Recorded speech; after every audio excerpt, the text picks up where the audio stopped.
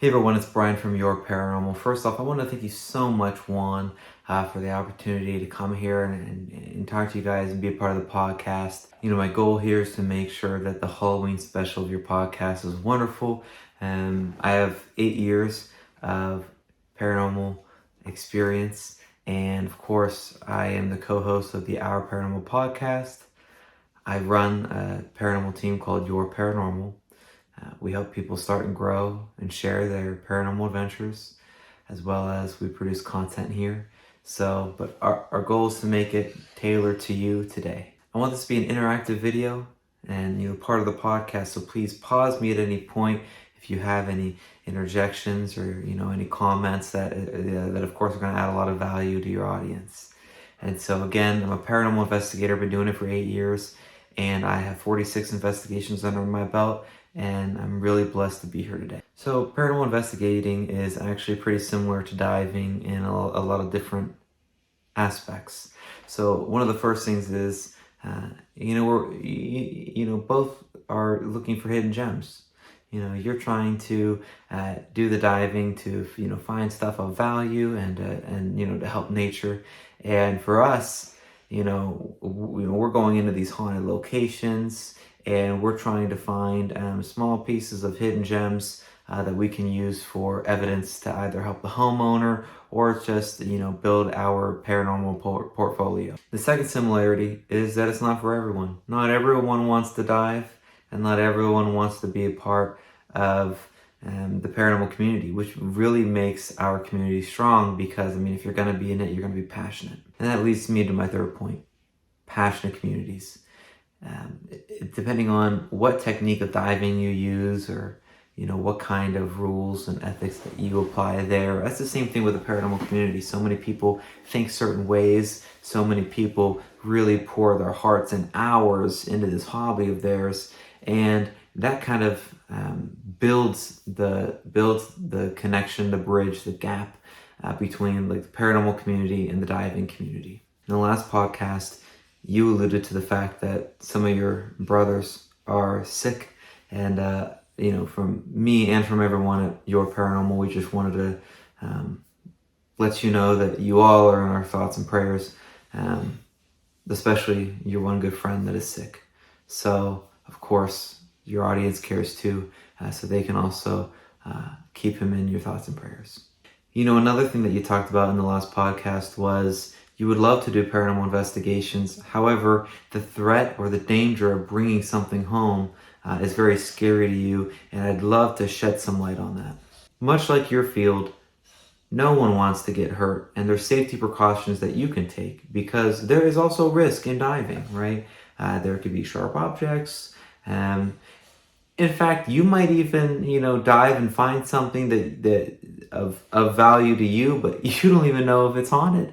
You might even be bringing home haunted items and you don't even know. Very interesting topic to think about there.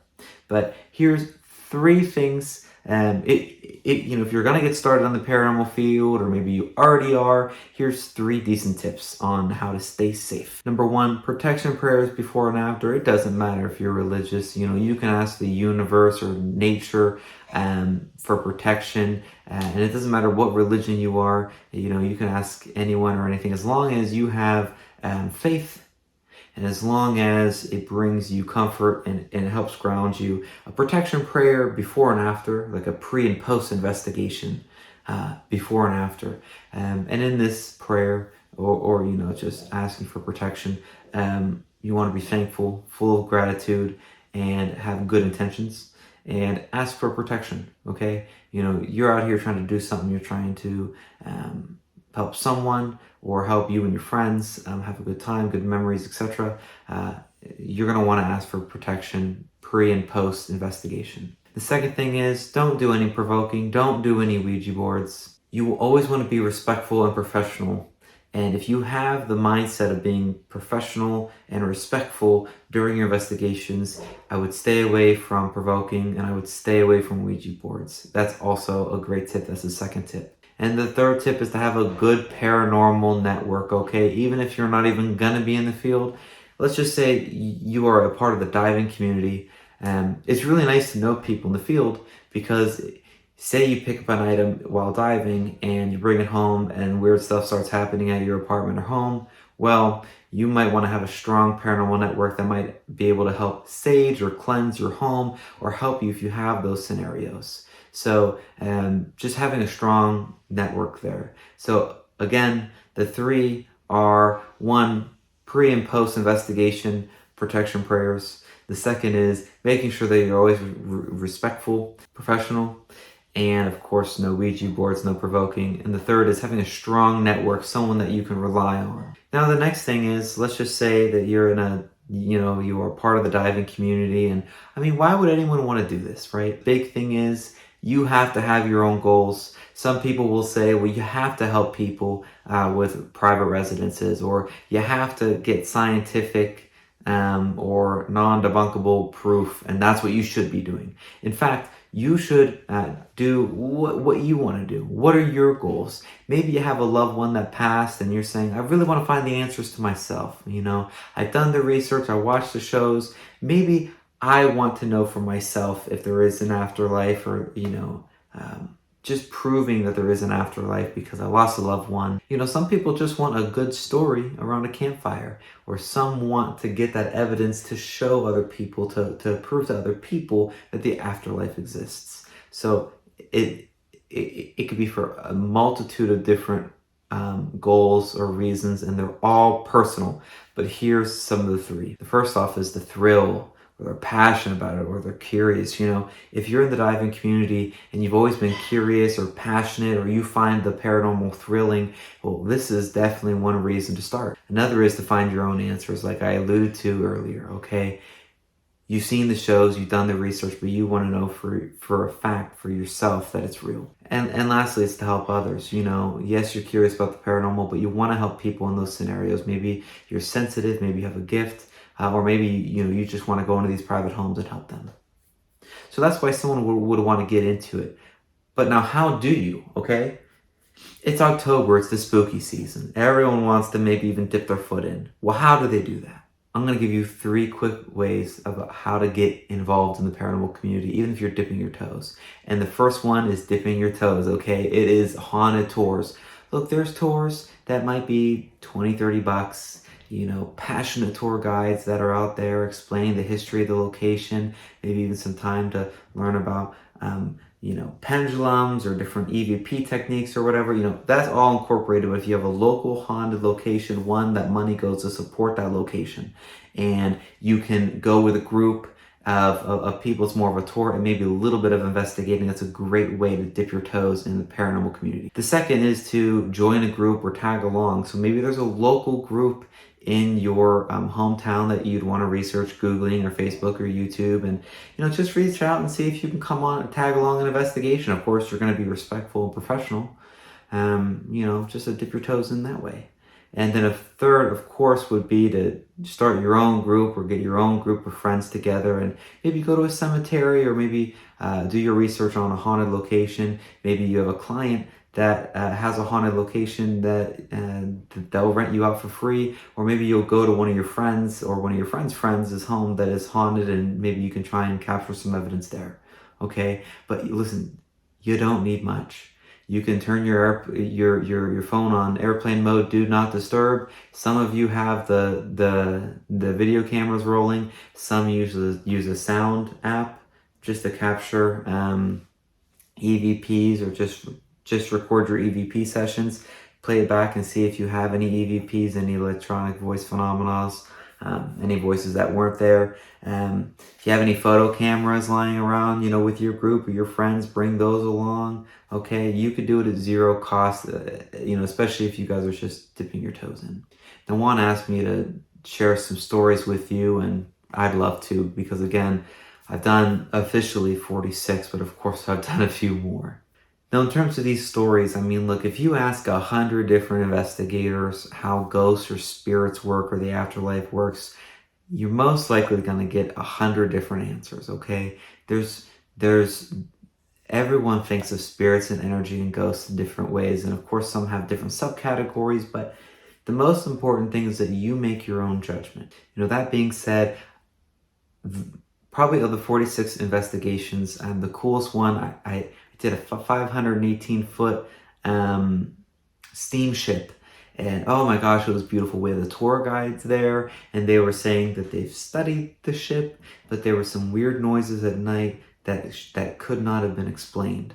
And so we were able to listen to the tour guides. They came on the investigation with us, and they were able to almost debunk, because they love the science of water, how the boat moves, how it sounds and everything. So it was such a beautiful, and it was so cool and unique. And probably the scariest investigation, or like the one that happened, like paranormal activity happened the most, was when we were doing an old nunnery, and we heard running on the ceilings, on the walls. We were hearing weird screams in the distance. Now, I've done 46, and this has only happened on one investigation, and we've been there multiple times. So at this old nunnery, like I've been there. The sample size is there. It's just very odd how everything happened, and there's so much else that happened on that investigation.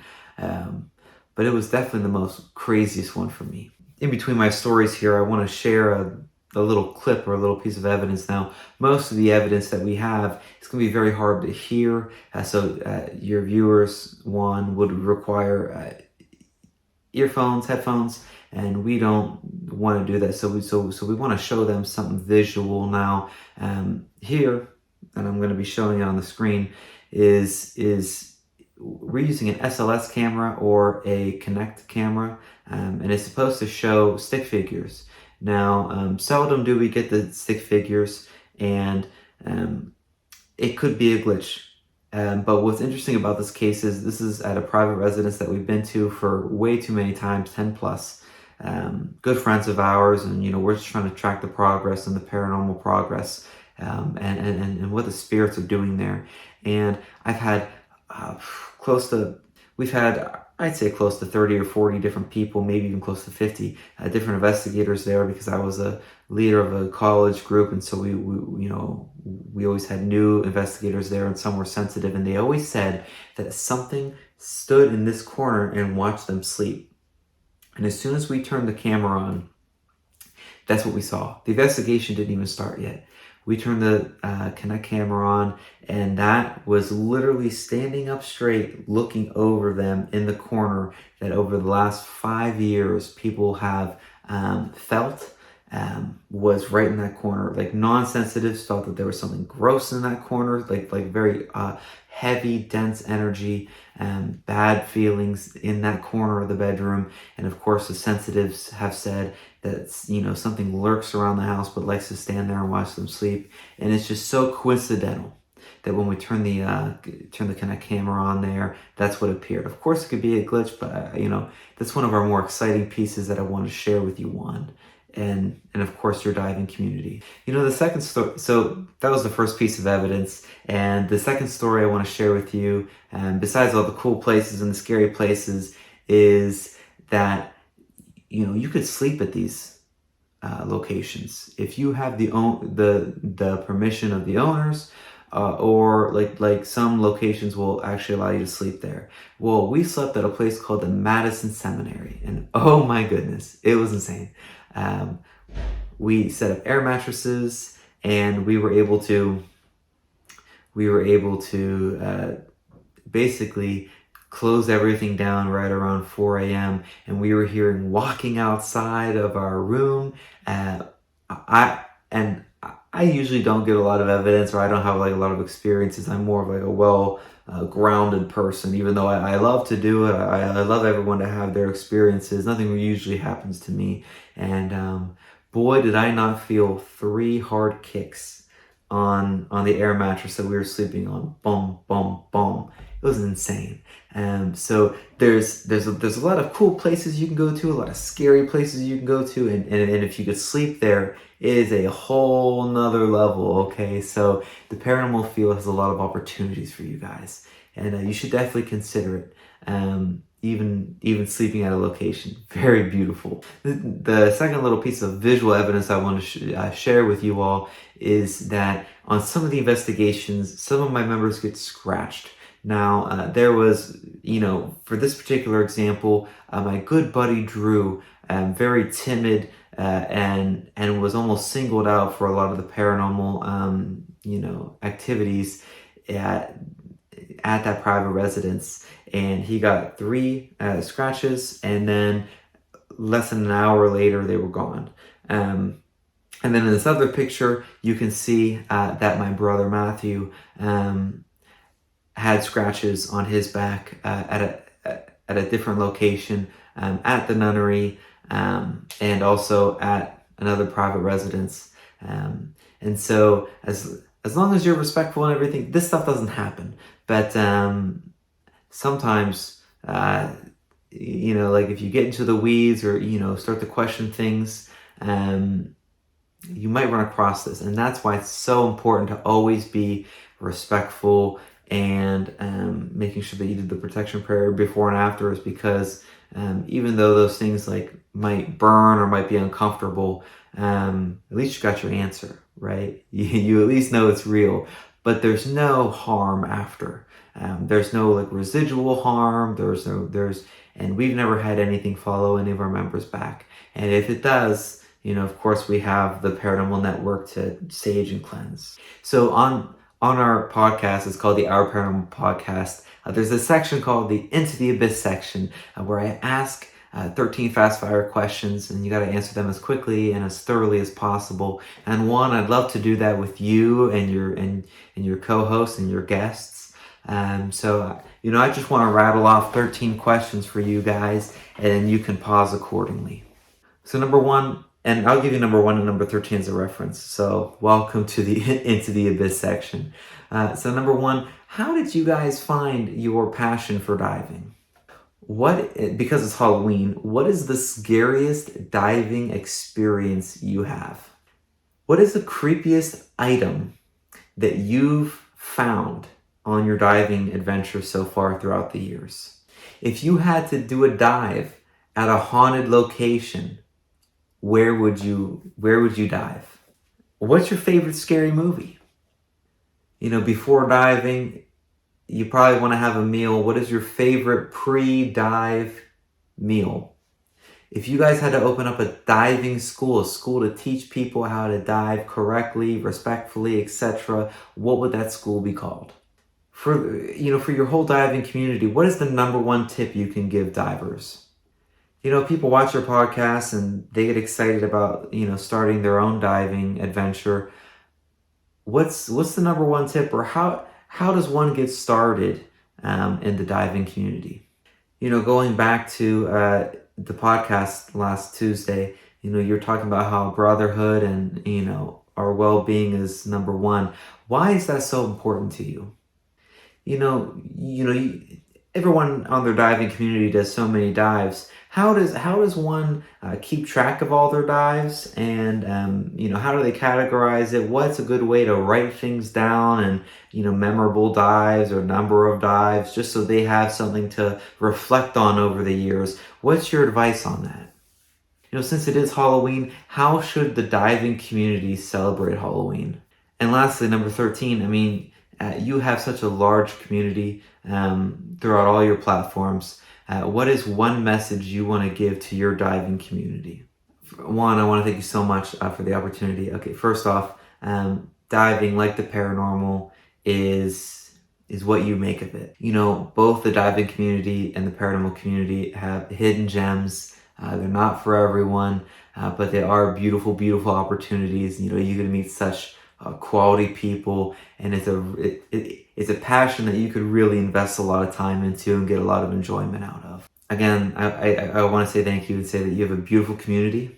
If this spooky season gets you excited about the paranormal, I strongly encourage you to at least dip your toes in the paranormal community. It's a very welcoming community, and you're gonna have so many wonderful adventures, and just like diving, and you're looking for those specific treasures for yourself.